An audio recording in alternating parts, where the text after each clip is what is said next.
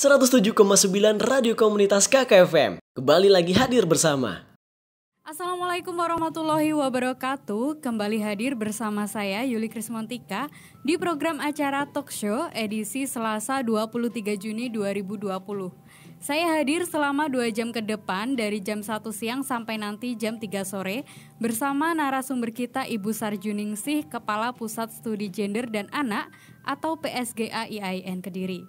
Nah, berbeda dari biasanya, kita akan lebih banyak memberikan waktu untuk membahas terkait gender, kesetaraan gender, serta keadilan gender.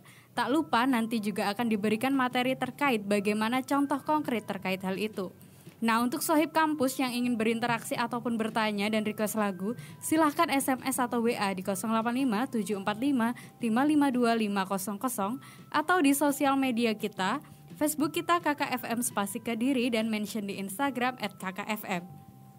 Sohib Kampus yang lagi di perjalanan bisa juga streaming di www.iainkediri.ac.id. Monik tunggu sampai nanti jam 3 sore. 107,9 KKFM The Spirit of Campus Station. Nah, kali ini Monik mau sapa salam buat Sohib Kampus yang lagi dimanapun Anda berada. Semoga selalu menjaga kesehatannya dan jika harus keluar rumah jangan lupa untuk selalu memakai masker dan juga sarung tangan. Kalau Bu Sarju sendiri ingin sapa salam untuk siapa nih Bu? Nah, kalau saya semuanya penggemar KKFM ya, ingin saya sapa selamat siang, salam sehat, salam bahagia. Ya, meskipun tetap harus di rumah, harus tetap jaga kesehatan, harus tetap distancing sosial, ya, agar kita tetap sehat. Meskipun Kota Kediri dinyatakan sudah cenderung mulai mengarah ke arah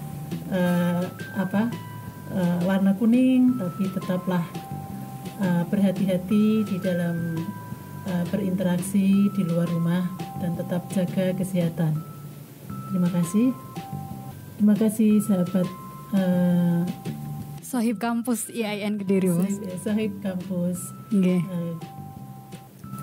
Sohib Kampus KKFM IAIN Kediri.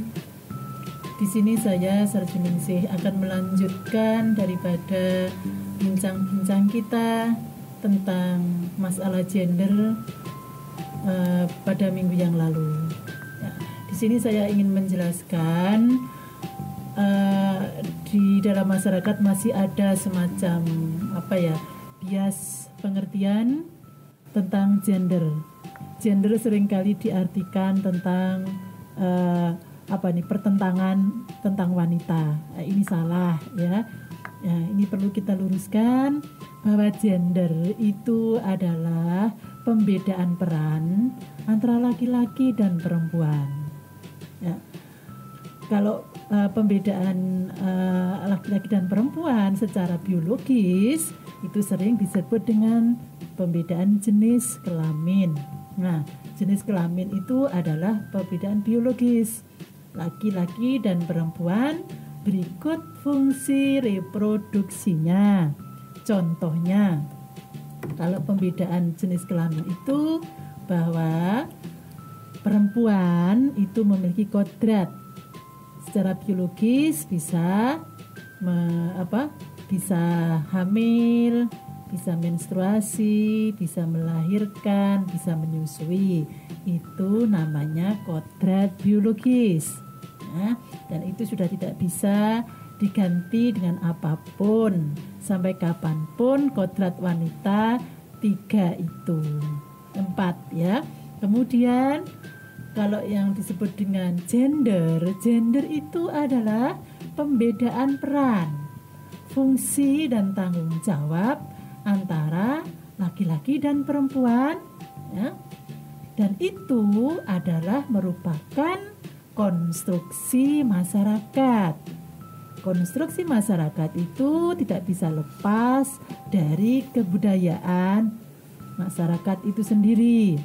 Contohnya, ya, kalau perempuan di masyarakat itu disebut sebagai ibu rumah tangga, ini namanya konstruksi gender. Nah, ibu rumah tangga itu tanggung jawabnya apa? Ya, mengurus rumah tangga, mengurus anak-anak, mengurus suami, itu namanya ibu rumah tangga.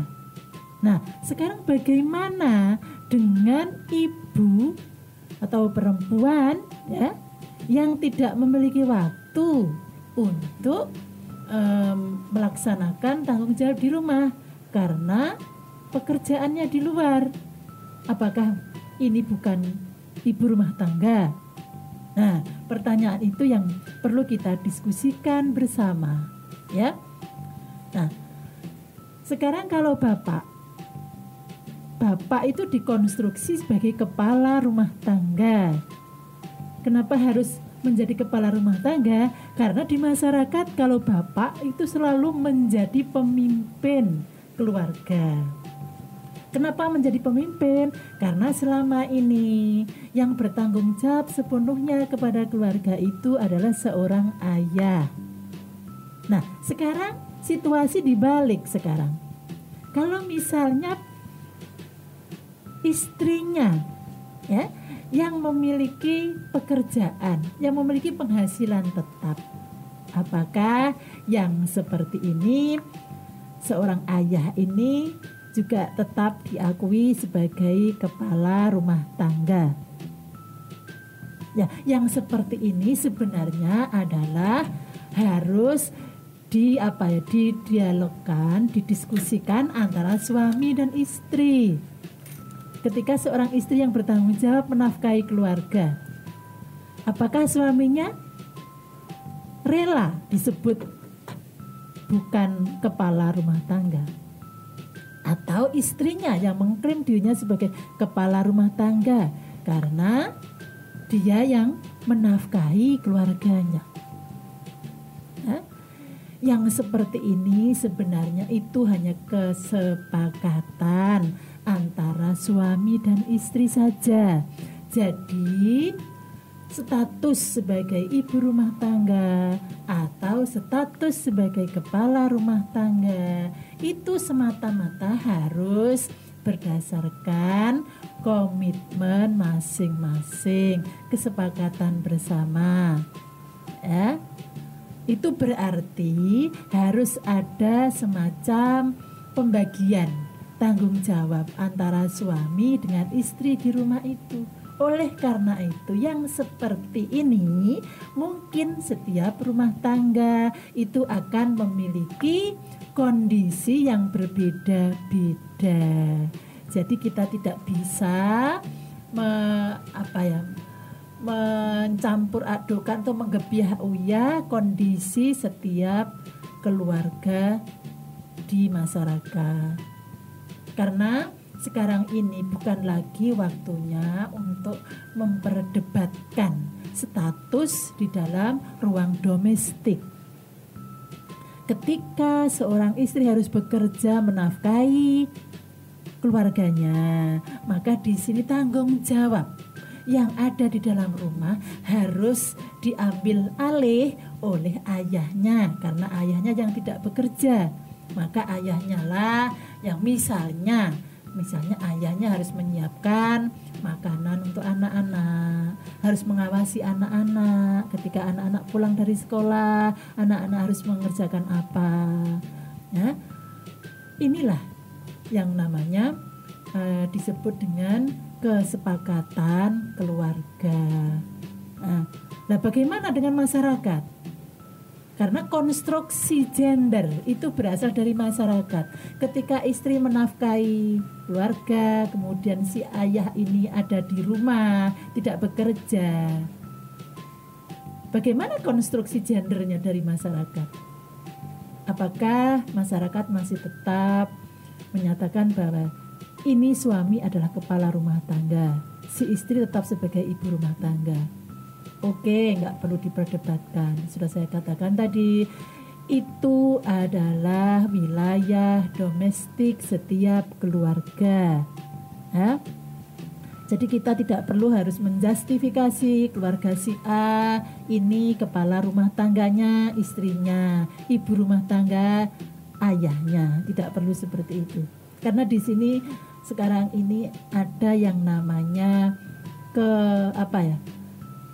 kesalingan, ya, saling antara suami dengan istri harus saling menghormati, ya, saling menghebatkan, saling menyayangi, ya, saling membutuhkan. Nah, itu. Kalau kita akan memperdebatkan fungsi masing-masing, itu tidak akan pernah bisa selesai. Yang kita perlukan saat ini adalah adanya konsolidasi di dalam keluarga itu sendiri. Ya, itu contoh daripada bagaimana konstruksi gender itu dibuat oleh masyarakat. Jadi ketika peran istri, peran suami itu berganti, ya, itu namanya konstruksi gender. Ya, ketika suami masih tetap berlaku sebagai kepala rumah tangga, bertanggung jawab pada keluarga, ini juga berasal dari konstruksi masyarakat. Ketika istri harus di rumah saja mengurus anak-anak, mengurus suami, itu disebut ibu rumah tangga. Itu juga namanya konstruksi sosial masyarakat. Ya. Dan yang sekarang, yang kondisi yang seperti ini sudah banyak terjadi di desa atau di kota. Banyak sekali ada tukar peran. Di desa juga banyak seorang ibu yang bekerja di sawah, mengelola sawah, ya, mengelola hasil panen dan sebagainya. Sementara suami bersifat membantu daripada pekerjaan atau tugas istri ini. Ya, di kota pun demikian. Ya, tidak ada yang namanya sekarang itu bahwa seorang ibu itu harus selalu ada di rumah.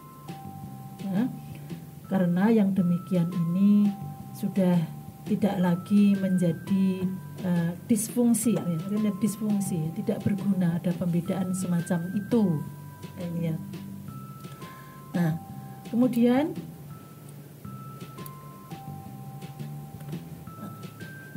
kalau di dalam Al-Quran, ya, kita sebagai umat Islam, kita harus berbicara bagaimana laki-laki dan perempuan itu dijelaskan dalam Al-Quran. Ya.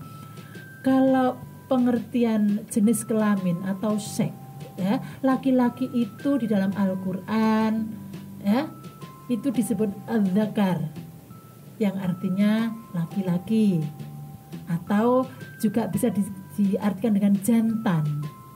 Nah, artinya zakar di sini tidak hanya berlaku untuk manusia saja, tapi juga berlaku untuk hewan. Nah, itu kalau dalam Al-Quran, az-zakar itu berarti laki-laki atau jantan, dan ini berlaku untuk manusia dan untuk hewan. Kemudian kata al-unsa, al-unsa dalam Al-Quran itu artinya female. Female itu perempuan, ya. Digunakan juga pada jenis manusia, juga bisa digunakan pada jenis binatang dan tumbuh-tumbuhan dari sisi biologis, ya. Itu dalam Al-Quran. Nah, kemudian kalau dari konstruksi gender, ya, dalam Al-Quran itu dijelaskan bahwa kata ar-rijal dalam Al-Quran ini artinya juga men, maskulin, laki-laki dewasa, itu ar-rijal, ya. Kemudian juga disebut kata an-nisa, ya, dalam Al-Quran itu yang artinya woman atau feminin atau perempuan dewasa, ya. Ini semua baik ar-rijal maupun an-nisa itu diperuntukkan khusus, ya, untuk manusia, yang menunjuk pada kualitas moral dan budaya seseorang. Jadi di sini ada perbedaan penggunaan istilah atau kata di dalam Al-Quran. Az-zakar dalam nusa itu digunakan artinya tetap wanita, tapi bisa digunakan untuk binatang. Tetapi kata-kata ar-rijal dan an-nisa itu khusus untuk manusia, laki-laki dan perempuan. Ya, kenapa dibedakan? Di sini karena ar-rijal, an-nisa itu khusus untuk menunjuk kualitas moral dan budaya manusia. Nah, jadi karena manusia itu bermoral, manusia memiliki etika dan berbudaya, maka di sini manusia dengan pembedaan kelamin itu disebut dengan ar-rijal dan an-nisa, seperti itu. Ya. Kemudian selanjutnya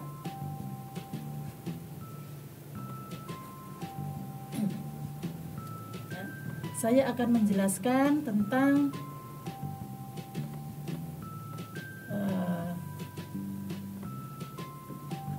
kerancuan pemahaman jenis kelamin dan gender. Sampai saat ini mahasiswa kita juga masih belum bisa paham dan belum bisa membedakan ya antara jenis kelamin dan gender tadi. Seperti tadi yang sudah saya jelaskan ya, bahwa kalau perbedaan jenis kelamin manusia itu hanya ada ya dua, laki-laki dan perempuan.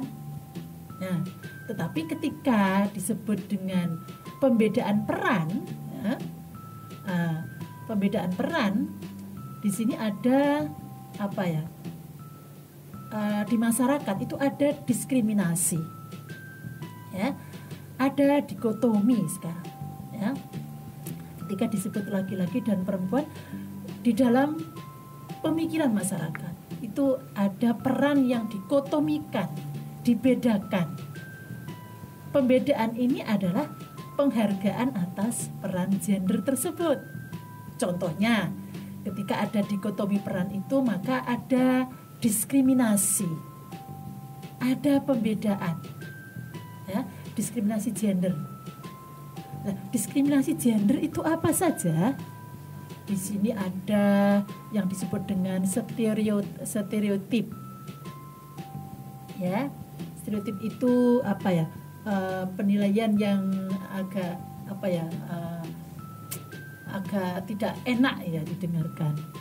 Kemudian ada subordinasi. Kemudian ada marginalisasi. Nah, kemudian akibatnya adalah ketika ada pembagian peran dikotomis tersebut, maka ada yang namanya beban peran ganda dan kemudian akan melahirkan kekerasan. Nah, ini. Ya. Nah, sekarang ketika ada diskriminasi gender. Diskriminasi gender itu adalah bahwa dua jenis kelamin tadi itu ya, berada dalam keadaan yang satu ya, lebih diutamakan dibanding dengan yang lain ya. Ketika ada diskriminasi gender, maka di sini ada salah satu kelompok ya yang lebih diutamakan dibanding dengan kelompok yang lain. Nah, di masyarakat kita saat ini itu, ketika kita menjelaskan diskriminasi gender, maka laki-laki itu selalu diutamakan. Laki-laki selalu istimewa. Ini yang namanya diskriminasi gender. Ya, kenapa demikian? Nah, itu sudah turun-temurun, sudah dipelihara berabad-abad lamanya. Itu yang disebut dengan budaya patriarki itu. Ya. Nah, kemudian siapa yang menciptakan budaya patriarki ini? Sehingga ini bisa ribuan tahun, bisa hidup lestari di masyarakat kebudayaan seperti ini. Ya. Itu ya karena itu bersifat kebudayaan, maka itu adalah yang menciptakan, karena budaya itu umurnya juga ratusan tahun, ribuan tahun bahkan. Ya. Nah, ketika diskriminasi gender itu terus dipelihara, maka yang terjadi adalah ketidakadilan gender. Nah, itu. Ya. Maka saat ini kita sudah tidak tidak ingin lagi ada yang namanya ketidakadilan gender itu. Kemudian tadi itu ada stereotip. Stereotip itu kalau bahasa yang paling mudah itu stigma ya, stigmatisasi dan pelabelan. Pelabelan yang bersifat negatif. Ya, seperti contohnya perempuan itu selalu digambarkan cerewet. Perempuan selalu digambarkan dengan lemah. Ya.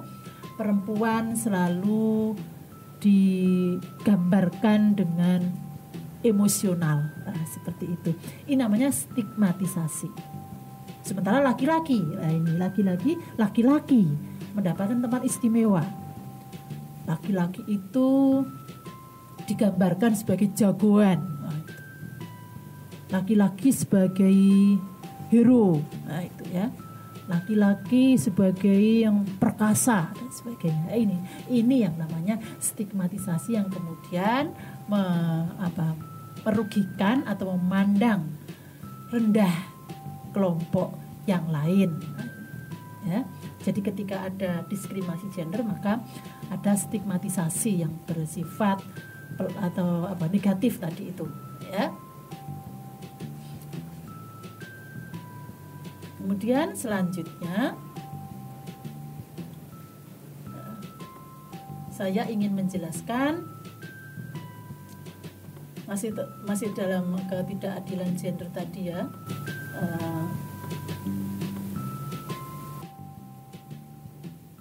Subordinasi. Apa itu subordinasi? Subordinasi itu adalah posisi sosial yang asimetris, yang tidak setara, tidak seimbang, tidak sederajat. Nah, itu namanya subordinasi. Nah, yang seperti ini perlakuan yang selalu tidak seimbang antara laki-laki dan perempuan itu sampai saat ini itu masih tetap lestari. Nah, laki-laki lebih superior, sementara perempuan lebih inferior. Nah, seperti itu. Itu namanya subordinasi. Karena subordinasi ini merupakan kelanjutan dari pandangan yang stereotip tadi, yang merendahkan tadi.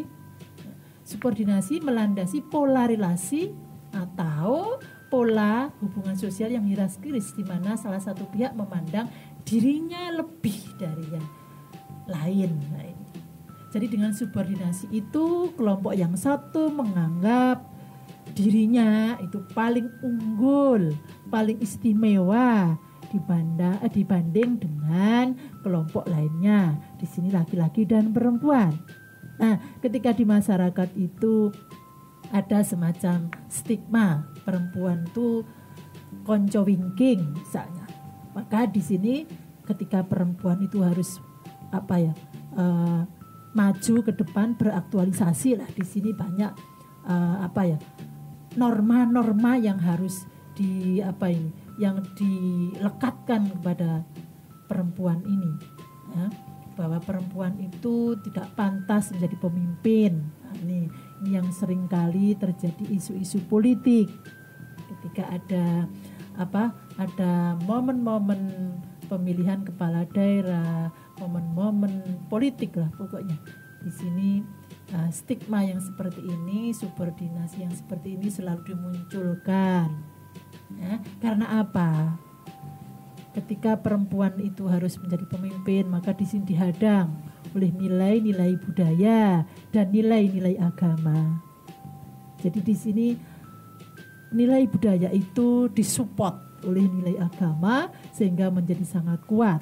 Nah, seperti itu, ya.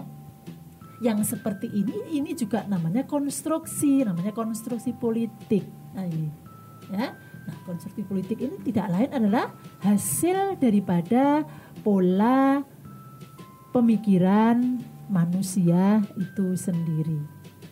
Jadi ketika perempuan tidak boleh menjadi pemimpin, ini bukan lagi ajaran agama, tetapi ini adalah kepentingan politik kelompok-kelompok tertentu. Nah, ini ya.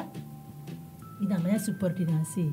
Jadi perempuan mengalami subordinasi, artinya perempuan ini selalu dinomorduakan. Nah, ini.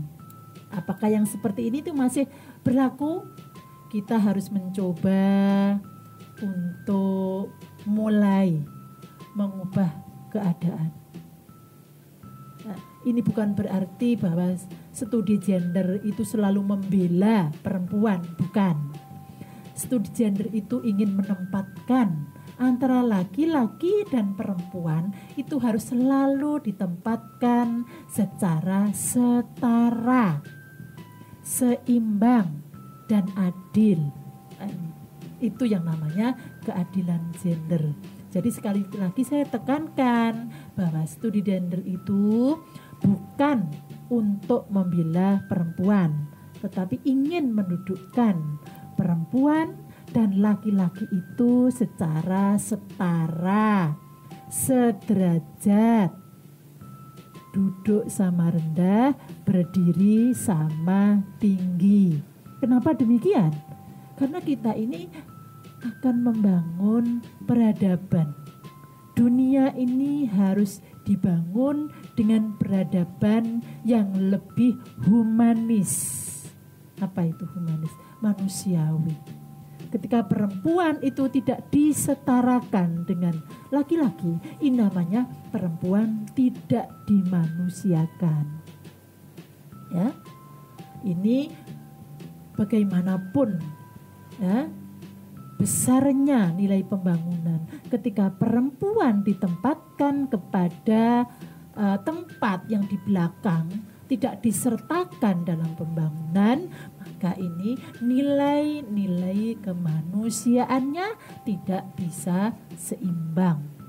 Begitu pula dengan pelaku pembangunan, perempuan juga harus selalu disertakan di dalam proses pembangunan sampai kepada hasil. Hasil pembangunan juga harus bisa dinikmati oleh semua kelompok termasuk perempuan. Jadi di sini laki-laki dan perempuan sama-sama sebagai bahan pertimbangan pembangunan, sebagai pelaku pembangunan dan sebagai penikmat pembangunan. Nah itu ya. Ini yang namanya subordinasi. Ya, demikian. Mungkin nanti kita bisa sambung kembali. Ya, selamat berjumpa kembali. Kita akan melanjutkan daripada penjelasan tentang studi gender tadi. Selanjutnya kita akan belajar tentang marginalisasi atau peminggiran. Ya. Jadi ketika terdapat ketidakadilan gender, maka yang terjadi adalah marginalisasi. Marginalisasi di sini adalah menyingkirkan kepentingan atau hak-hak kebutuhan serta aspirasi berdasarkan jenis kelamin. Nah, ini. Jadi kalau misalnya sekarang perempuan itu merasa hak-haknya banyak yang dirampas. Ya. Contohnya begini. Ketika laki-laki dan perempuan itu sama-sama bekerja, itu laki-laki akan menerima upah lebih besar daripada perempuan. Dan ini sampai saat ini perlakuan seperti ini masih saja terjadi, ya, baik di dunia industri, ya, maupun di dalam masyarakat. Ya, perempuan digaji lebih kecil dari laki-laki, meskipun waktu yang digunakan untuk bekerja itu sama. Ya. Dan ini sudah berlangsung puluhan tahun, bahkan ratusan tahun. Kenapa hak-hak perempuan dikesampingkan seperti ini?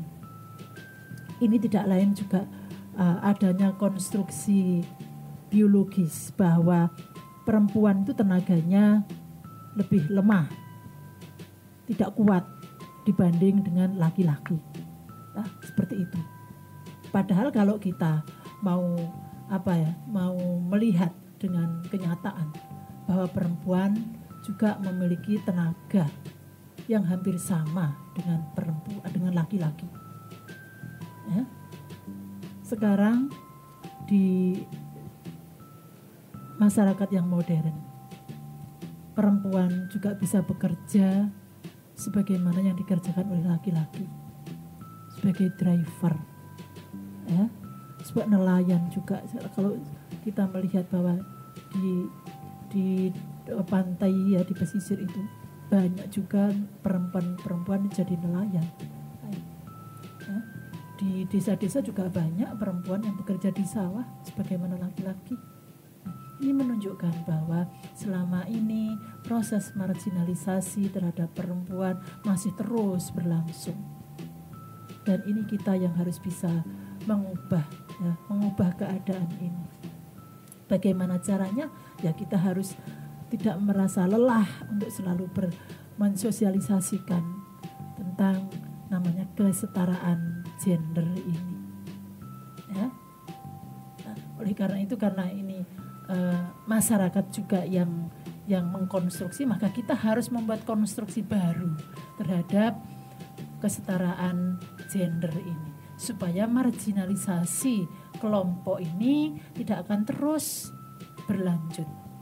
Ya, kita akan kasihan dengan anak cucu kita kalau anak cucu kita akan mengalami nasib yang sama dengan kita sebagai orang tua. Ini, ya, karena perempuan itu juga memiliki potensi, perempuan juga memiliki kemampuan yang sama dengan laki-laki. Alangkah baiknya ketika potensi-potensi itu kita gali sebaik mungkin agar potensi itu berkembang.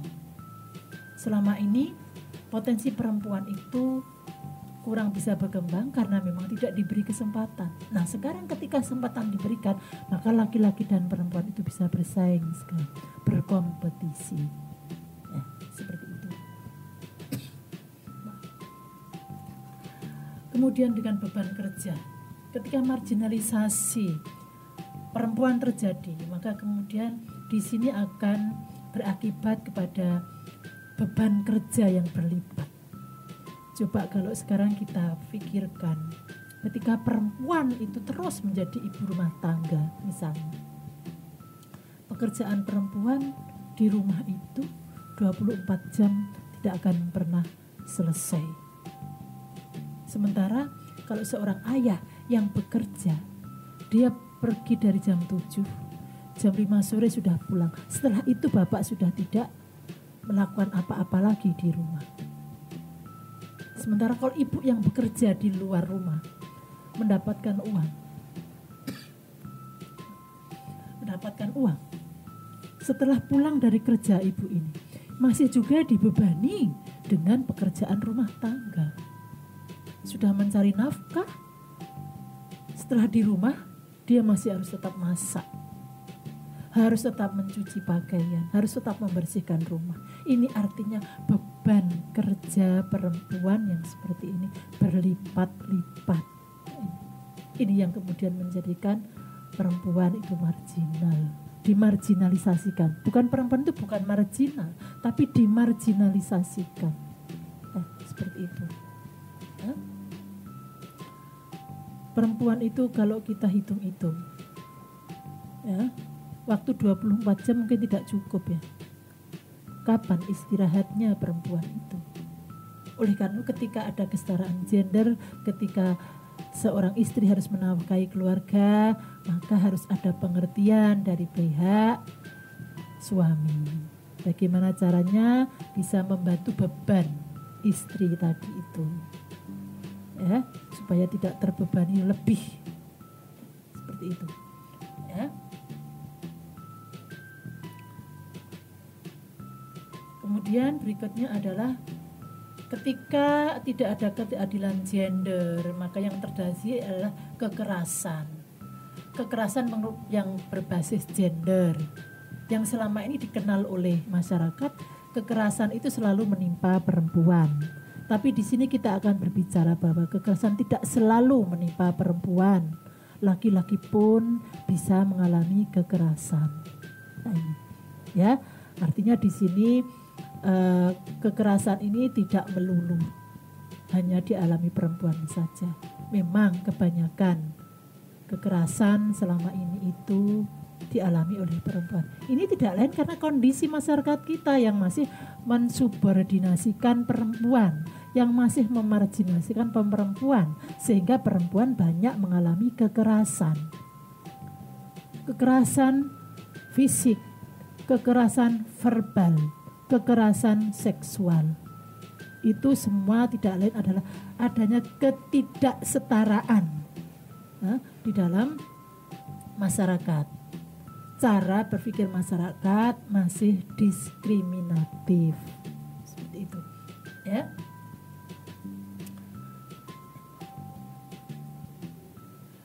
Sekarang kekerasan itu dilakukan baik terhadap laki-laki maupun terhadap perempuan itu berdasarkan pandangan gendernya.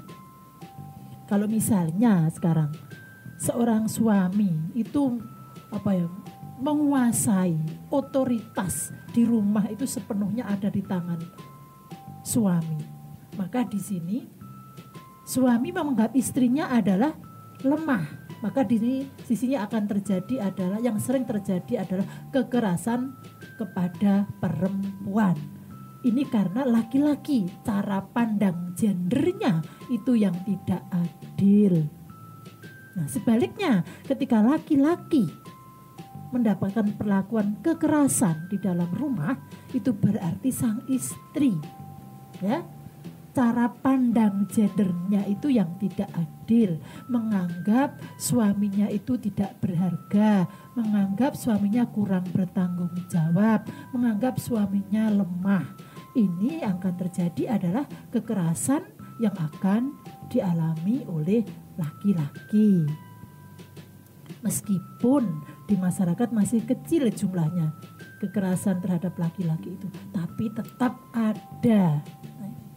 Ya, yang seperti ini adalah karena di dalam rumah tangga itu pandangan gendernya itu yang tidak setara.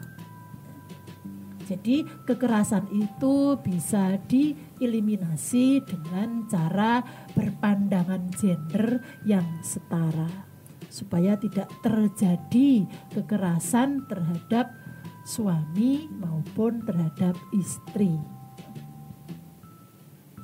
Kemudian kekerasan berbasis gender tadi juga disebabkan oleh pandangan bias yang menempatkan salah satu jenis kelamin itu superior dan lebih berkuasa. Ya, dan umumnya kekerasan yang berbasis gender itu lebih banyak terjadi pada orang yang dianggap lemah tadi. Ya, bisa pada perempuan, bisa pada anak-anak. Ini yang dianggap lemah. Jadi di sini perempuan dan anak-anak itu selalu menjadi korban daripada situasi dan keadaan. Hal tersebut disebabkan atau didasarkan pada persepsi yang dominan bahwa perempuan atau anak-anak adalah makhluk yang lemah. Nah, seperti itu. Ya. Jadi cara pandang gender yang bias tadi itu akan menghasilkan sebuah peradaban keluarga yang tidak baik, tidak harmonis. Nah, sekarang pentingnya kesetaraan gender. Sekarang setiap keluarga itu harus mulai mengkonstruksi pemahaman tentang kesetaraan gender. Ya, kesetaraan gender di sini bahwa posisi laki-laki dan perempuan baik dalam rumah tangga maupun di ranah publik itu harus dinilai, dipandang dengan cara yang setara, ya. Nah, sekarang kesetaraan gender itu adalah bahwa kesamaan kondisi bagi laki-laki dan perempuan untuk memperoleh hak-haknya yang paling dasar dalam memperoleh akses dan partisipasi serta peran dan tanggung jawab serta kontrol terhadap sumber daya, ya, baik itu sumber daya ekonomi, sumber daya alam, atau sumber daya manusia. Dan laki-laki dan perempuan sama-sama dapat menikmati hasil pembangunan dalam berbagai bidang. Jadi di sini perempuan itu juga harus dianggap memiliki kemampuan yang sama dengan laki-laki. Laki-laki juga memiliki kemampuan yang sama dengan perempuan. Jadi peran yang selama ini bisa dijalankan oleh perempuan, ya, di rumah tangga, ya, itu semua juga bisa dijalankan oleh laki-laki. Ya, memberikan makanan kepada anak-anak, ya, menyiapkan makanan kepada anak-anak, ya, mendidik anak-anak, mengajari anak juga bisa dilakukan oleh laki-laki, oleh bapak, ya, tidak melulu harus ibu. Ini yang namanya pandangan kesetaraan gender. Bapak bisa masak, apapun yang dilakukan oleh ibu, bapak bisa melakukan. Begitu juga ibu juga bisa melakukan apapun yang dilakukan oleh bapak, yang kesetaraan gender. Nah, seperti itu, ya. Jadi mulai sekarang kita harus bisa memberikan pendidikan, mengedukasi kepada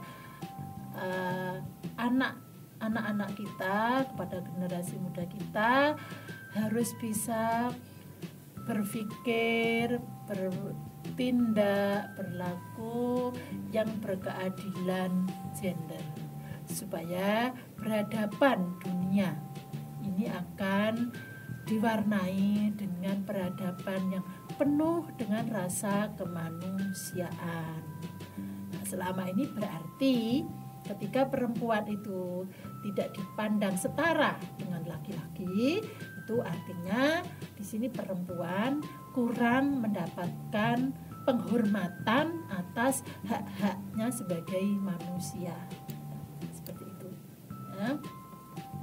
Sekarang apa sih tujuan daripada kesetaraan gender itu? Kok negara pun sekarang itu secara politik, ya, memiliki politik will untuk mengangkat kesetaraan gender sebagai topik dalam pembangunan. Ini tujuannya apa? Ya, di sini bahwa tujuan kesetaraan gender itu adalah bahwa laki-laki dan perempuan akan memperoleh akses yang sama. Ketika laki-laki diberi akses ekonomi, berdagang, pemodalan, itu berarti perempuan juga harus diberi akses yang sama kualitasnya dengan laki-laki. Jadi tujuan kesetaraan gender di sini adalah menyamakan kondisi dan situasi laki-laki dan perempuan. Itu inti daripada tujuan kesetaraan gender. Artinya menyamakan, ya, menyamakan kondisi dan situasi laki-laki dan perempuan. Yang kemudian ketika kondisi laki-laki dan perempuan itu sama, maka di sini mereka ini bisa menikmati manfaat daripada nilai pembangunan. Ya, pembangunan itu diperuntukkan untuk semua golongan, tidak hanya untuk satu golongan saja, tapi semua golongan, termasuk orang yang mengalami disabilitas. Ini yang namanya kesetaraan gender. Jadi orang-orang disabilitas yang memiliki keterbatasan karena kelainan fisik itu juga harus bisa menikmati pembangunan. Oleh karena fasilitas-fasilitas untuk saudara kita yang mengalami disabilitas itu harus dipertimbangkan di dalam struktur pembangunan. Ya, makanya di kota-kota besar itu sudah ada tempat-tempat untuk yang bisa dilewati oleh orang-orang yang buta, dilewati oleh orang-orang yang tidak bisa berjalan, sudah bisa dilewati oleh anak-anak, sudah bisa di fasilitas untuk orang-orang yang mengalami tidak punya kaki, tidak punya tangan, semua harus difasilitasi. Karena apa? Pembangunan fasilitas itu supaya bisa dinikmati oleh semua kelompok. Nah, ini. Ya. Kemudian laki-laki dan perempuan juga harus berpartisipasi secara penuh di dalam proses pembangunan. Ya. Ketika laki-laki itu bisa terlibat secara langsung dalam proses pembangunan, maka laki-laki juga harus bisa terlibat secara langsung. Kemudian yang terakhir adalah kontrol, bahwa kita laki-laki dan perempuan harus bisa mengkontrol proses pembangunan itu. Ya. Karena sekarang ini banyak juga lembaga-lembaga hukum yang kemudian menjadikan kontrol masyarakat itu sebagai alat, ya, sebagai alat untuk mengawasi proses pemakaian anggaran negara. Ya. Kita sekarang tahu ketika ada dana desa yang jumlahnya miliaran, banyak sekali kepala desa itu yang harus masuk penjara. Hari ini membuktikan bahwa kontrol masyarakat di pedesaan itu masih lemah. Kita tahu bahwa kepala desa kalau di desa itu sebagai penguasa tunggal, sehingga masyarakat juga tidak berani untuk melakukan kontrol sosial. Akibatnya banyak kepala desa yang kemudian lepas kontrol, akhirnya tidak bisa memanfaatkan dana pembangunan itu secara maksimal. Ya. Kemudian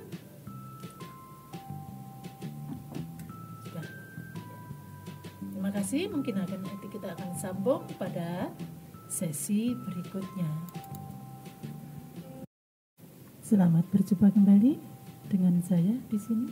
Kita akan melanjutkan tentang penjelasan keadilan gender dalam pembangunan. Nah, tadi kalau kita sudah menyinggung tentang tujuan kesetaraan gender, maka bagaimana sekarang keadilan gender itu dalam pembangunan?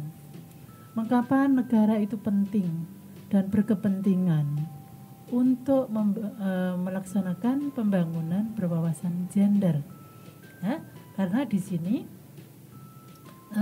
keadilan gender itu memiliki aspek yang sangat luas dalam pembangunan. Tadi kalau kita jelaskan bahwa tujuan kesetaraan gender tidak lain ada 4 pilar tadi ya, ada akses, ada manfaat, ada kontrol, dan ada partisipasi. Nah, kemudian sekarang bagaimana dengan keadilan gender dalam pembangunan itu? Ya, bahwa negara membutuhkan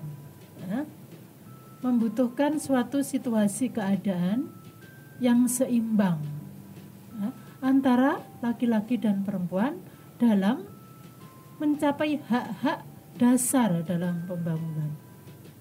Ya.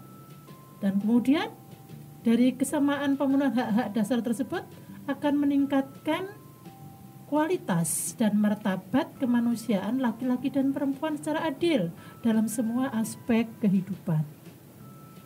Ketika misalnya contohnya ketika laki-laki dan perempuan di dalam dunia pendidikan, ya, siswa dan siswi diberi hak yang sama untuk mendapatkan menikmati proses pendidikan. Nah, anggaran yang ada itu adalah anggaran yang bisa berlaku untuk laki-laki dan perempuan. Seperti itu. Kalau di perguruan tinggi maka beasiswa, ya, beasiswa antara laki-laki dan perempuan juga jumlahnya harus selalu sama. Nah, bagaimana sekarang misalnya kalau kita harus berkeadilan gender, misalnya sekarang jumlah mahasiswa kita itu yang banyak adalah perempuan. Jadi untuk 3 tahun terakhir ini mahasiswa kita kondisinya laki-laki dan perempuan itu jumlahnya lebih banyak yang perempuan. Nah sekarang bagaimana caranya ketika mereka harus mendapatkan beasiswa? Maka beasiswa itu harus dibagi secara adil. Bukan berarti laki-laki dan perempuan jumlahnya harus sama. Kita harus menghitung secara gender sekarang. Kalau laki-lakinya jumlahnya hanya 1/3 dari jumlah perempuan, maka berarti beasiswa itu harus diberikan lebih banyak 2/3 kepada perempuan daripada laki-laki. Jadi bandingannya 2 dibanding 1, seperti itu. Itu namanya berkeadilan gender, ya. Dan di perguruan tinggi ini harus sudah menjadi model perencanaan penganggaran yang berbasis responsif gender. Di perguruan tinggi, di kampus misalnya, ketika kita harus mengembangkan pola perencanaan dan penganggaran yang berbasis responsif gender, maka fasilitas-fasilitas yang kita bangun itu juga harus sesuai dengan kebutuhan laki-laki dan perempuan. Kamar mandi laki-laki dan perempuan harus kita bedakan. Karena apa? Kebutuhan mereka berbeda. Harus kita bedakan dengan tipe kebutuhan laki-laki dan perempuan. Orang laki-laki membutuhkan ruang khusus untuk area smoking, ya harus dibangunkan. Supaya apa? Supaya asap-asap rokok itu tidak bertebaran mengganggu orang lain, terutama perempuan. Nah, seperti itu. Ya. Musola juga begitu, ya, tempat wudhu untuk perempuan dan untuk laki-laki juga harus dibedakan, karena kebutuhan di saat wudhu perempuan dan laki-laki itu butuh fasilitas yang berbeda. Perempuan lebih tertutup, nah, kemudian laki-laki bisa lebih terbuka tempatnya, maksudnya, ya. Ini harus diperhatikan yang seperti itu. Ini yang namanya berkeadilan gender. Nah, begitu pula dengan sikap. Nah, sikap kita juga di perguruan tinggi harus berkeadilan gender, ya. Sikap guru atau dosen terhadap mahasiswa harus berkeadilan gender, ya. Dosen perempuan juga harus bersikap adil terhadap mahasiswa. Begitu juga dosen laki-laki harus juga memandang mahasiswi perempuan juga harus berkeadilan gender, ya. Jangan ada stereotip lagi, dan itu sudah bukan zamannya lagi, apalagi ini di perguruan tinggi. Jadi di sini ketika PT KIN ini harus berwawasan keadilan gender semuanya, ya, stakeholder yang ada, baik itu dosen, baik itu tenaga kependidikan maupun itu mahasiswa, semua harus mengubah pola pikir yang berkeadilan gender. Karena sekarang kalau kita ini perilaku kita itu bertentangan dengan kesetaraan gender, itu justru kadang-kadang banyak ditertawakan oleh mahasiswa, terutama mahasiswi, ya. Jadi bapak-bapak dosen juga harus hati-hati dalam berperilaku terhadap mahasiswi ini. Kalau kita nggak berwawasan gender, kita bisa diketawakan.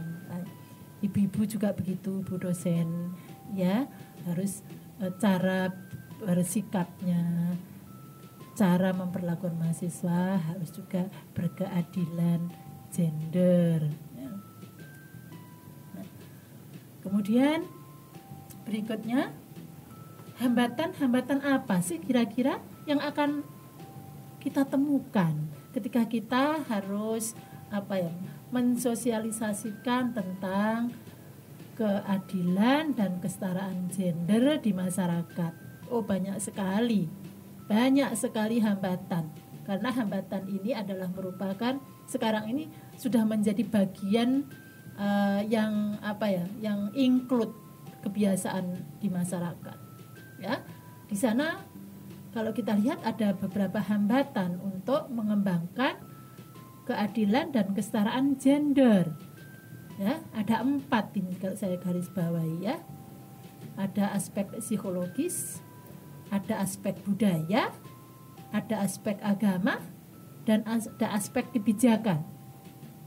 Nah, sekarang contohnya yang aspek psikologis, ya, bahwa konstruksi masyarakat, ya, itu melihat bahwa perempuan itu dinilai, ya, lebih mudah putus asa, perempuan lebih mudah lebih lemah, dan perempuan lebih lebih banyak protes, perempuan lebih banyak tuntutan. Nah, itu konstruksi itu konstruksi.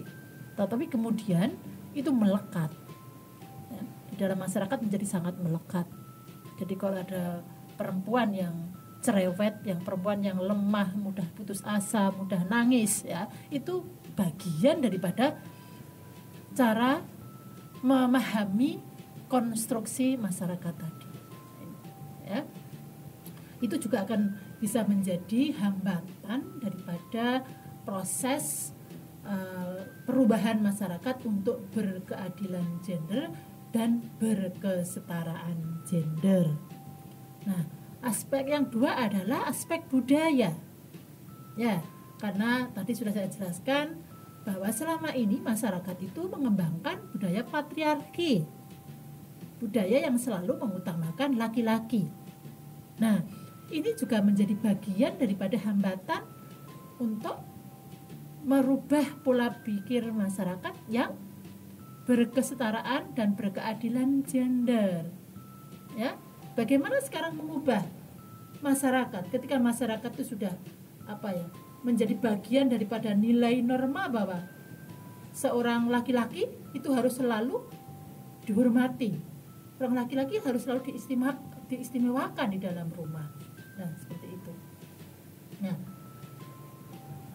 yang seperti ini akan akan menjadi sulit untuk melakukan sosialisasi seperti itu. Ya, kita boleh menghargai laki-laki, tapi kita juga boleh menghargai perempuan, ya, sesuai dengan kemampuan masing-masing, ya, seperti itu, ya. Nah, sekarang ketika budaya patriarki ini menempatkan laki-laki selalu menjadi istimewa, ini juga menjadi hambatan daripada proses terjadinya perubahan masyarakat, ya, karena tidak semuanya laki-laki itu membutuhkan harus dihormati, karena juga ada laki-laki yang memang dia sendiri yang tidak bisa menghormati dirinya sendiri, itu, ya. Jadi bukan berarti perempuan tidak mau menghormati laki-laki, tapi kadang-kadang laki-laki itu sendiri yang tidak bisa menempatkan dirinya untuk bisa dihormati. Begitu juga perempuan, ya. Perempuan tidak dihormati bukan berarti perempuan ini tidak layak untuk dihormati. Tidak, karena ya perempuan itu sendiri yang tidak bisa menempatkan dirinya pada tempat yang terhormat, seperti itu, ya. Nah, itu yang budaya. Sekarang bagaimana dengan hambatan yang berbentuk agama? Di sini ada ada semacam penafsiran agama. Kita tahu bahwa agama itu bagi masyarakat adalah ajaran, ya, yang bersifat suci, sehingga apapun yang dinyatakan, dijelaskan dalam Al-Quran, masyarakat selalu taat, ya, selalu mengambil begitu saja ayat-ayat Al-Quran. Padahal kita tahu bahwa ayat Al-Quran itu membutuhkan penafsiran. Nah, tafsir itu adalah ada ahli-ahli tafsir, sehingga di sini Setiap ahli tafsir itu memiliki mazhabnya sendiri-sendiri, sehingga ahli tafsir yang satu bisa berbeda dengan ahli tafsir yang lain. Ya, ini yang kemudian terjadi seringkali adalah ayat yang sama ditafsirkan dengan secara berbeda, termasuk juga di dalam tafsir tentang gender, tentang laki-laki dan perempuan. Ya, terutama tentang hak-hak laki-laki dan hak-hak perempuan. Ini yang seringkali menjadi debatable. Ya. Nah, sekarang ketika tafsir itu berbeda-beda, ya, dan setiap ahli tafsir itu memiliki pengikutnya masing-masing, ini juga menjadi hambatan daripada proses transformasi sosial untuk membangun keadilan dan berkesetaraan gender, seperti itu. Kemudian yang terakhir adalah kebijakan. Kebijakan di sini ya bisa berbentuk undang-undang, bisa berbentuk peraturan, ya, dan produk-produk hukum, ya, itu disebut dengan kebijakan. Nah, sekarang kebijakan ini juga bisa menjadi hambatan daripada proses transformasi sosial yang berkeadilan gender. Contohnya, ya, sekarang setiap daerah itu memiliki otonomi, ya. Setiap daerah memiliki kebijakan, memiliki aturan yang mengatur masyarakatnya. Ya, kalau di daerah Aceh, ya, kebijakan itu berbentuk syariat Islam.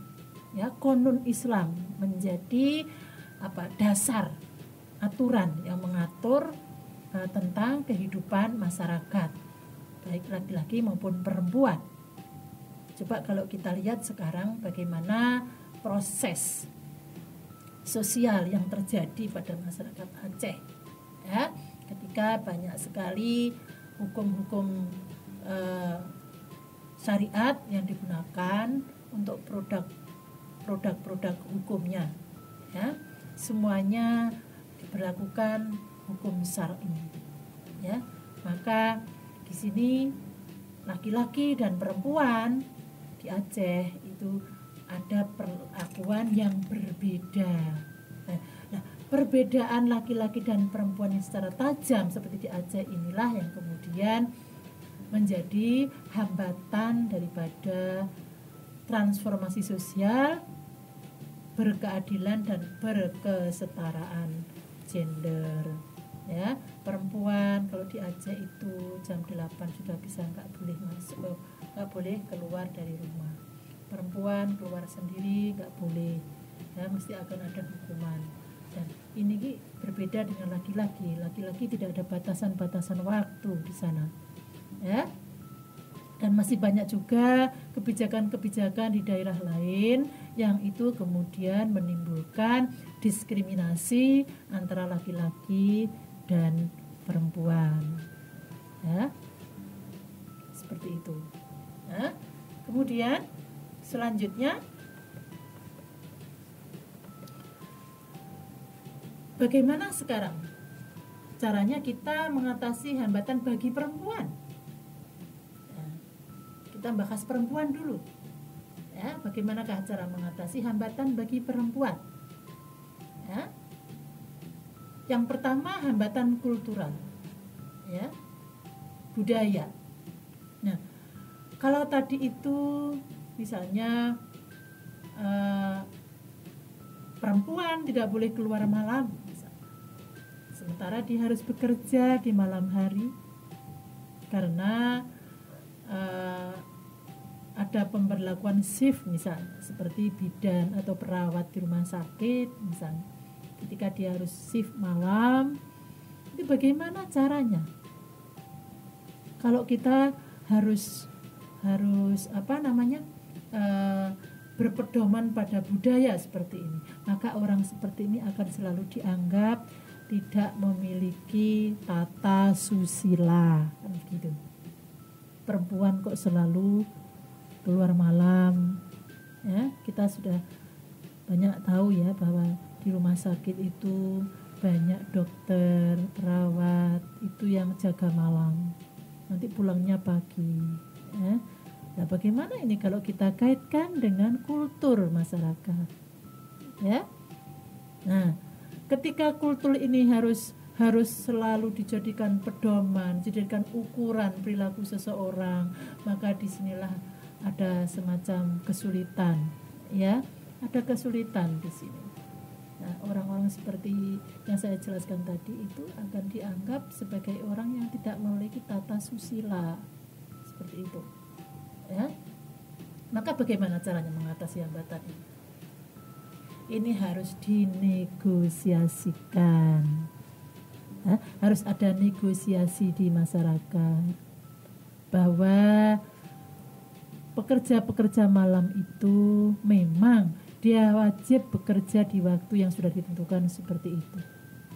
Ya, bekerja di malam hari bukan selalu diasosiasikan dengan pelanggaran susila. Ya, kita harus bisa melihat tempatnya bekerja itu di mana. Jadi kita harus bisa memilah dan bisa memilih, ya, untuk menilai orang itu, ya. Dan itu bisa dimusyawarahkan juga. Misalnya sekarang di lingkungan kita ini cara memegang kultur sangat kuat misalnya. Sementara seorang dokter perempuan itu tinggalnya di situ. Nah, sekarang bagaimana caranya mereka supaya tidak dinilai dengan negatif?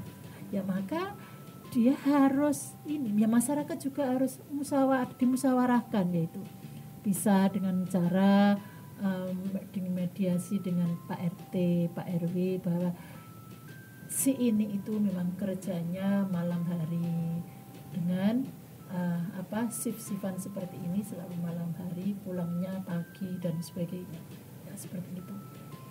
Karena selama ini di masyarakat kita itu kalau ada perempuan bekerjanya pulang pagi itu pasti dinilai, ya, ada prasangka yang negatif, ya.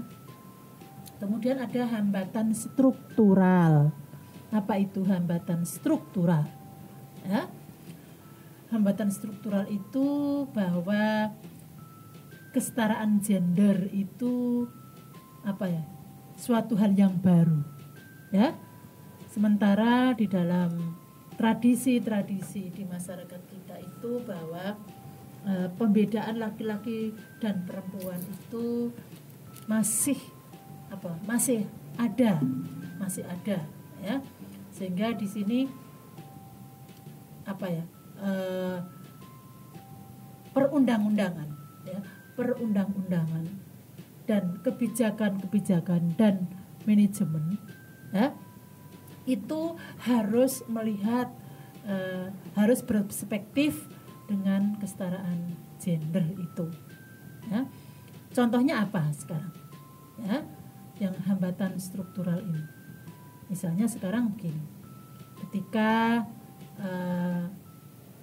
seorang dosen misalnya, ketika seorang dosen itu memiliki semacam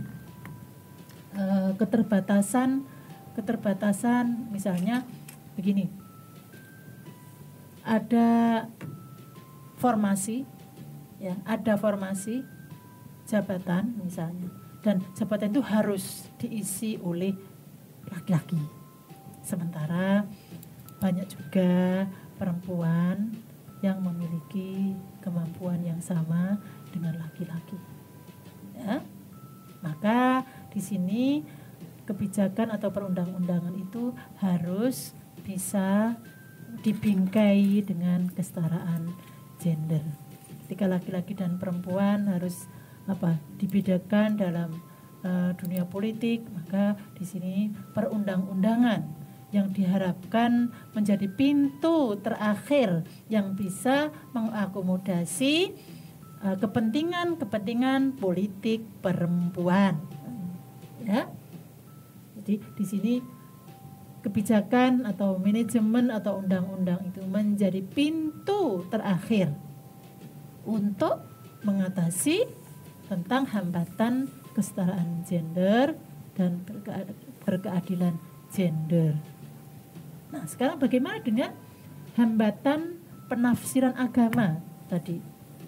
Maka di sini yang penting dilakukan adalah mengkaji ulang bagaimana teks agama itu harus ditafsirkan. Ketika perempuan tidak boleh menjadi pemimpin keluarga, sementara fakta di masyarakat banyak sekali perempuan-perempuan itu menjadi kepala keluarga. Contohnya misalnya sekarang, ketika perempuan sudah menjadi janda, apakah mereka tidak bisa menjadi kepala keluarganya sendiri? Ya? Ini kan tidak mungkin kan? Nah, maka di sini harus ada tafsir ulang. Ketika perempuan tidak boleh bekerja keluar rumah, ya, bagaimana kalau dia sudah janda? Siapa yang akan menafkahi dia kalau tidak keluar dari rumah? Maka yang seperti ini, bahwa tafsir-tafsir agama itu harus dikaji ulang agar sesuai dengan konteks sosialnya, seperti itu. Kemudian hambatan psikologis, seperti tadi itu, ya, ketika perempuan itu dianggap lemah, perempuan itu dianggap cerewet, perempuan itu dianggap mudah putus asa, misalnya. Bagaimana sekarang caranya? Ya, kita harus memberdayakan perempuan itu, ya. Ada penguatan dalam diri wanita itu, ya, sehingga wanita itu memiliki kemampuan secara mandiri, ya. Ya, perempuan ini kok hanya bisanya kok cuma nadong misalnya. Nah, bagaimana sekarang caranya supaya perempuan itu tidak bisa mandiri? Ya, harus kita berdayakan, ya. Harus kita buka akses untuk perempuan. Ya. Bagaimana cara perempuan bisa produksi secara ekonomis? Kita buka aksesnya, ya. Kita beri ruang untuk permodalan yang sama dengan laki-laki. Ya. Perempuan harus kita beri peran yang sama, ya, supaya perempuan ini berdaya, supaya perempuan ini memiliki kemampuan. Ya. Nah, perempuan supaya bisa memiliki semangat untuk bekerja, ya kita harus bisa memberikan reward kepada perempuan sebagaimana rewardnya kepada laki-laki, supaya semangat kerjanya sama, jangan dibayar separuh laki-laki, sehingga semangat kerjanya tidak sama. Kalau semangat kerjanya tidak sama, dianggap malas perempuan itu. Padahal di sini adalah bahwa ketika perempuan itu dibayar separuh dari laki-laki, maka di sini memang ada perlakuan tidak adil, sehingga kadang-kadang perempuan itu menjadi malas bekerja. Nah, ini yang harus kita ketahui. Jadi hambatan-hambatan yang seperti itulah yang perlu kita cari agar kesetaraan dan keadilan gender itu akan menjadi bagian daripada cara berpikir masyarakat, cara bersikap masyarakat, cara berperilaku masyarakat. Nah, seperti itu, ya. Nah, kemudian sekarang bagaimana caranya menuju? Bagaimana caranya menuju masyarakat yang berkeadilan dan berkesetaraan gender? Seperti apa? Nah, ini yang disebut dengan pengarusutamaan gender. Ya, di sini pemerintah sebagai pintu pertama, ya, sebagai pintu pertama, ya, melalui sikap politiknya di sini pengarusutamaan gender itu harus menjadi bagian daripada cara berkebangsaan, ya, arus utama gender. Ya, arus utama gender. Jadi kesetaraan gender itu harus menjadi gelombang, ya, gelombang yang bisa mengubah kondisi masyarakat. Ya. Melalui apa? Caranya bagaimana supaya gelombang, arus tentang kesetaraan gender ini menjadi bagian dari cara hidup masyarakat? Maka melalui lagi seperti tadi itu, melalui kebijakan, melalui budaya, melalui agama, melalui isu-isu gender, dan melalui kebijakan-kebijakan yang bersifat keadilan dan berkesetaraan gender. Jadi sekarang itu pengarus utamaan gender itu menjadi arus yang diciptakan oleh pemerintah untuk mengubah pola pikir masyarakat. Sehingga di sini laki-laki dan perempuan akan mendapatkan hak-hak dan kewajibannya secara setara.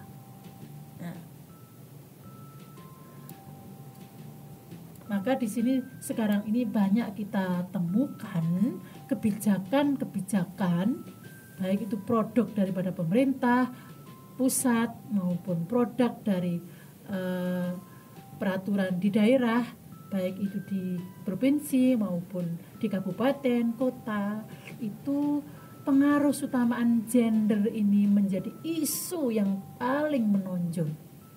Ya, jadi kesadaran akan kesetaraan gender sudah menjadi roh, sudah menjadi jiwa daripada isu-isu pembangunan.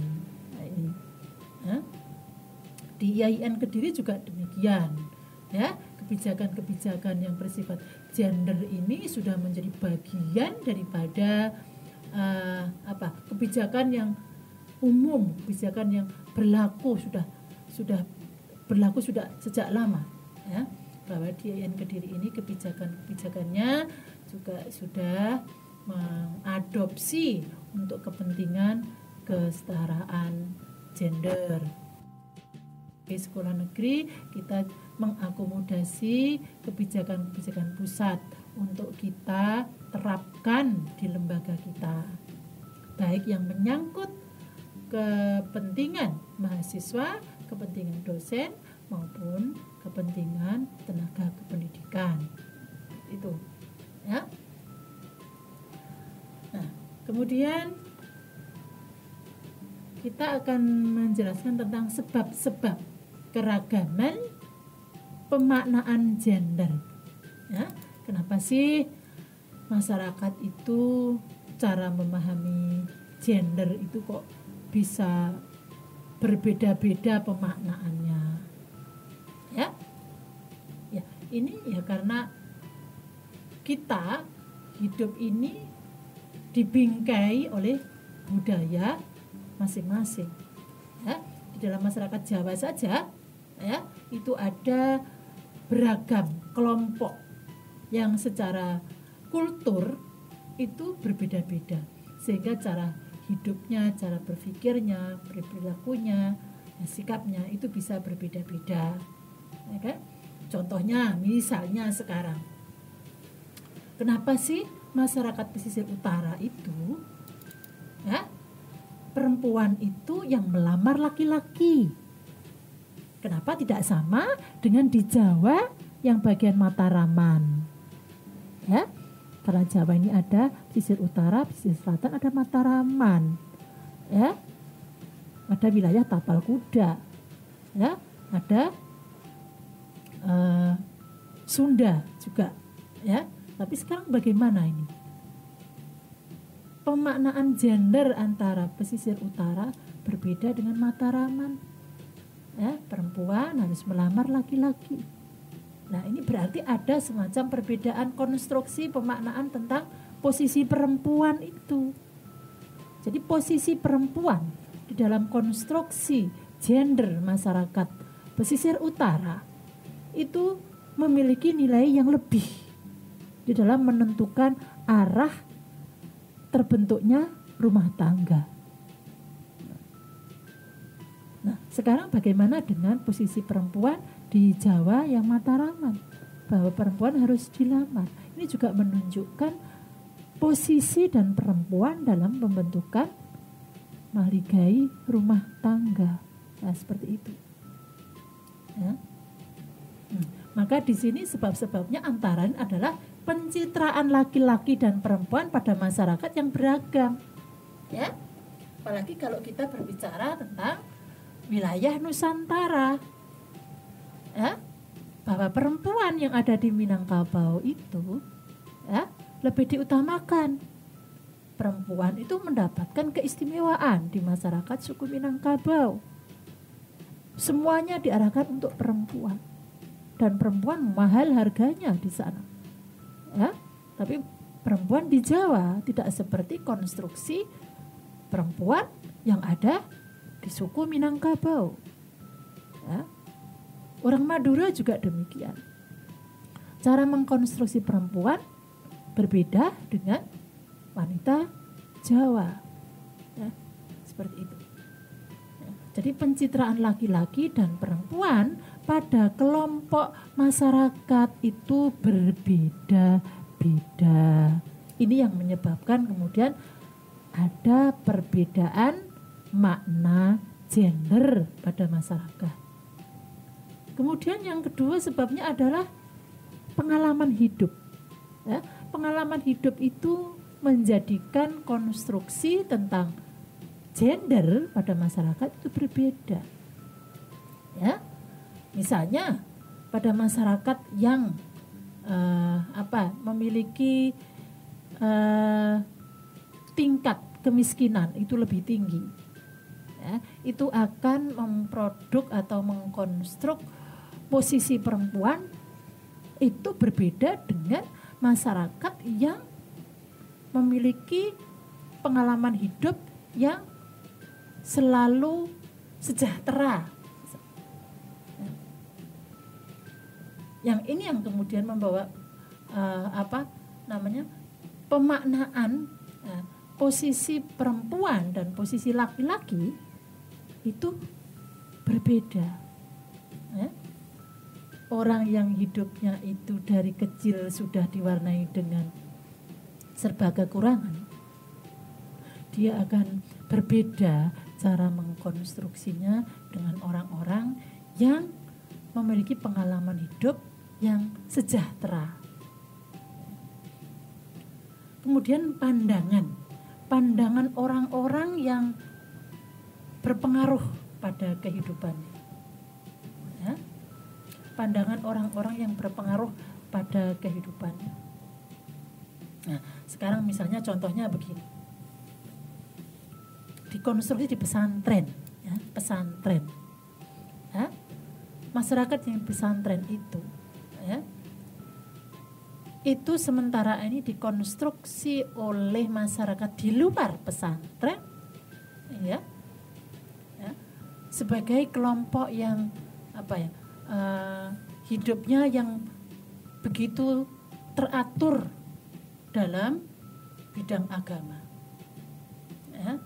Maka masyarakat pesantren ini akan bisa menunjukkan bagaimana mereka itu mengkonstruksi tentang makna gender, ya. Apalagi dengan pembedaan ruang di pesantren, santri wati dengan santri wan itu dibedakan ruangnya, ya. Ini juga akan mempengaruhi cara pandang laki-laki dan perempuan, seperti itu, ya. Kemudian ada sebab-sebab yang membedakan keragaman pemaknaan gender itu dari komunitas atau kolega, ya. Coba kalau saudara ini melihat bagaimana kelompok-kelompok, misalnya contohnya saja yang sering kita lihat, ya, anak-anak yang pecinta alam. Anak yang pecinta alam itu bagaimana berinteraksi antara laki-laki dan perempuan. Mereka itu setara, Bang. Ya, laki-laki dan perempuan itu setara dalam lingkungan anak-anak pecinta alam itu. Anak laki-lakinya memandang teman perempuannya itu ya sudah, tidak melihat bahwa dia itu seorang perempuan. Pokoknya ya sudah, dia juga pecinta alam. Ini benar-benar kalau di lingkungan pecinta alam itu laki-laki dan perempuan ini benar-benar setara di sini. Tidak ada pembedaan di sini. Ya. Kemudian di kelompok komunitas lain, misalnya kelompok bersepeda misalnya, itu juga sama, laki-laki dan perempuan dipandang memiliki kemampuan yang sama. Ya. Jadi ketika komunitas itu bersentuhan dengan alam, itu cara pandang masyarakat ya terhadap makna gender itu sudah lebih baik daripada orang yang komunitasnya itu selalu ada di rumah. Karena apa? Karena cara berpikir yang bebas tadi itu mempengaruhi cara pandang mereka terhadap makna gender ini sendiri. Ya. Dan posisi dan peran di masyarakat itu juga bisa mempengaruhi. Ya. Kalau misalnya kepala desanya itu perempuan misalnya, maka sedikit banyak di sini ya, masyarakat juga akan melihat perempuan-perempuan yang ada di situ adalah lebih lebih seimbang daripada ketika melihat para pamongnya semuanya laki-laki semuanya misalnya. Itu akan mempengaruhi cara pandang mereka. Ya seperti itulah. Jadi memang lingkungan itu membentuk cara pandang masyarakat terhadap makna gender itu sendiri. Kemudian tadi sudah saya sebut ada pemahaman terhadap teks agama tentang isu-isu gender. Itu kalau kita kembali lagi kepada komunitas, contohnya saja komunitas Islam, maka perbedaan laki-laki dan perempuan itu akan jelas berbeda. Jelas berbeda. Peran dan posisi perempuan itu akan berbeda. Ini kalau kita menjadikan komunitas muslim sebagai tolok ukur untuk melihat makna gender. Jadi di kalangan agamawan ini pembedaan laki-laki dan perempuan itu amat sangat jelas, posisinya juga jelas, perannya juga jelas. Semakin kuat di sini pembedaan itu. Ya, ini juga menjadi bagian daripada sebab pemaknaan gender tadi, juga menjadi hambatan daripada pembentukan transformasi sosial yang berkesetaraan gender. Kemudian ada nilai-nilai politik yang pragmatis. Ketika ada pilihan presiden, kemudian ada perempuan yang mencalonkan, nah di sini muncul isu-isu yang untuk menyerang perempuan, untuk dilawan perempuan supaya tidak bisa lolos di dalam pemilihan itu. Ini sudah pengalaman kita berkali-kali ya. Ketika Bu Megawati dipermasalahkan, ketika Khofifah juga dipermasalahkan ya. Walaupun akhirnya juga mereka akan bisa lolos ya. Itu karena bersifat pragmatis, situasi politik yang menjadikan isu-isu seperti itu ya. Kemudian juga situasi politik juga yang akan bisa memenangkan perempuan nah, seperti itu ya. Kemudian ada kebijakan negara. Oleh karena itu di sini banyak sekali kebijakan-kebijakan yang juga bisa menghambat terbentuknya masyarakat yang berkesetaraan gender. Tapi juga ada kebijakan-kebijakan yang justru sensitif dengan kesetaraan gender. Demikian penjelasan dari saya, dan semoga ini manfaat untuk semua penggemar Kakak Tihim, Sohib Kakak FM ya, YIN Kediri. Gak kerasa Monik bersama narasumber selama 2 jam ke belakang menemani Sohib Kampus. Nah, semoga informasi yang kami suguhkan bermanfaat dan Sohib Kampus lebih mengenal bagaimana gender, kesetaraan gender, dan keadilan gender. Selasa depan kami masih kembali lagi dengan pembahasan seputar gender tentunya. Nah, jangan lupa untuk selalu stay tune di sini karena akan ada program menarik lainnya. Akhir kata Monik pamit, 107,9 KKFM The Spirit of Campus Station. Wassalamualaikum warahmatullahi wabarakatuh.